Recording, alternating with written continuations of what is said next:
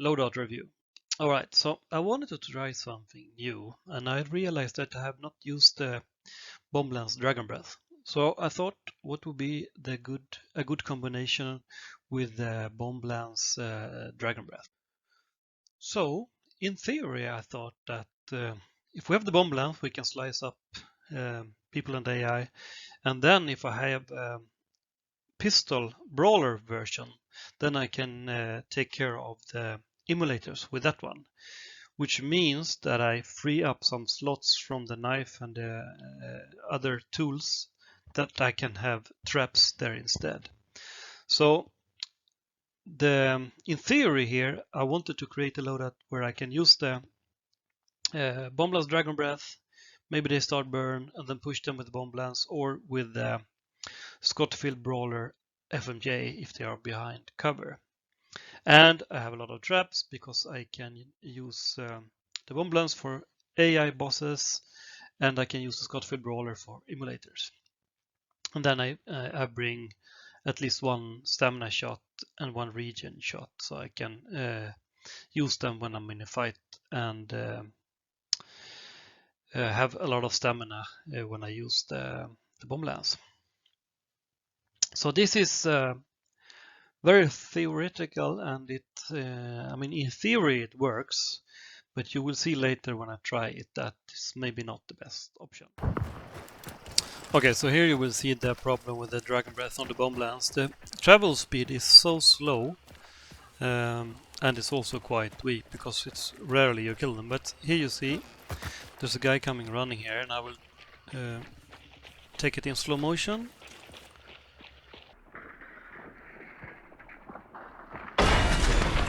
Yeah, shot straight on the body, but it ran fastest. And then I had to finish him with the Bomblance slicing mechanism. So quite often this is how it turns out. You miss the shot with the Dragon Breath, and then you have to use the slicing. And then why would you need the ammo anyway, right? Yeah, so here's another example of how weak the Dragon Breath is. I think I killed this guy first with a nade. And then the other guy come running in, and he does not get hurt at all by that. And then you die. So yeah, I don't know, if I had a shotgun there maybe he would be at least a little bit hurt. So here I hit him straight on because it comes running straight, but he doesn't die, and then I have to finish him up with a Bomblance, and then I die. So this is the story of my life with this loadout. And the Scottfield Brawler, if you aim on the head, rarely you hit the head. So I did this so many times, aiming at the head, so you should not get fancy with the Scottfield Brawler, just hit upper chest, otherwise it will be like this. Aim on the neck there, no hit. Yeah, so after a while I started aiming more for the upper chest, like you will see here.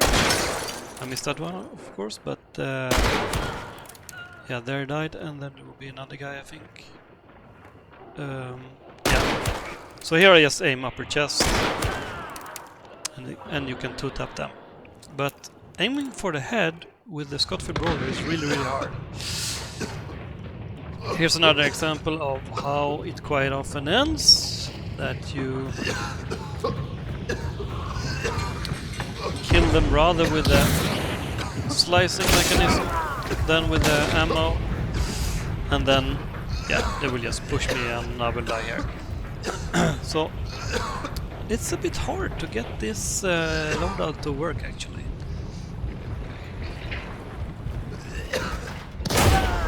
Joink. Right, well played. So here's another example of how I started. Look, I aim for upper chest, and it's a headshot. So then I actually ditched the Scottfield Brawler, and I started using the Officer Brawler instead. And look at the difference. This is a headshot machine.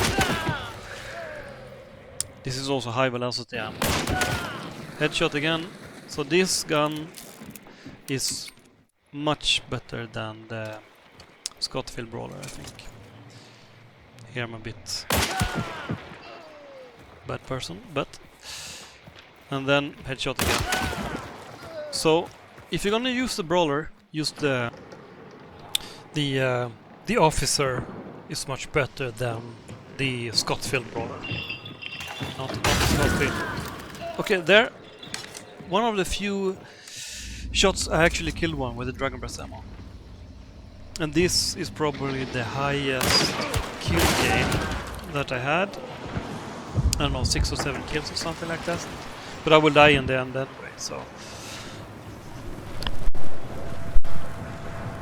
So, let's see how this pans out. So I burned off a few bars from these guys, but I think I only killed one with the Dragon Breath. Otherwise I more often I slice them, but there I burned them again.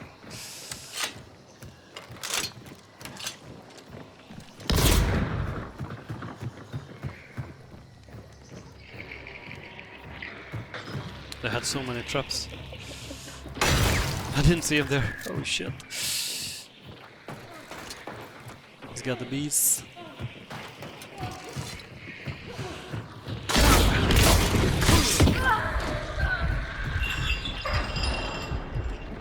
Try to move around.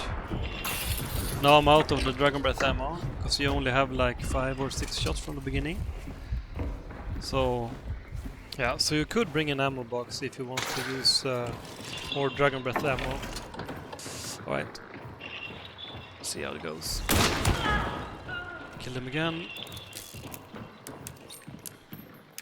They res many times. So this is the last push, I think, when I died. I flashed them. But then I didn't find him. He was behind me. Second guy. And then the third guy starts resing. Here I should have just used the pistol and shot him instead of rushing with the Bomblance. That's my mistake here. I see him resing. And we traded. So I killed them all, but... no, he actually... one survived actually. Ah, okay. Alright, so... this was actually a very hard loadout to play. I would give it 1 star out of 6 as a solo and 1 star out of 6 for team options as well. So this was a pretty bad loadout. In quick play, I might, you don't have the special ammo of course, but I might actually pick up the Bomblance just because it's very rare in quick play, and when I find it, it can be fun or a bit meme to use it. So maybe 2 star in quick play if you use the Bomblance. But anyway, this loadout is really bad. The Dragon Breath ammo have a slow travel speed, so you end up using the slicing mechanism of the Bomblance instead of the ammo, and then you can just skip the Bomblance and use the saber or something like that. The Scottfield Brawler is pretty bad, I would say. It's more or less trash because you cannot get fancy with it. You cannot. You can basically not go for headshots. It'll be random for the headshots. So if you use the Scottfield Brawler, I would aim upper chest and then hope for a headshot or just try to 2-tap them. But I actually realized after playing like 20 games with this loadout that it's pretty trash, and I started using the Officer Brawler instead with the high velocity ammo, because then you can hit the headshots at least. So yeah, this loadout is interesting in theory, but really trash in practice. Alright, see you later.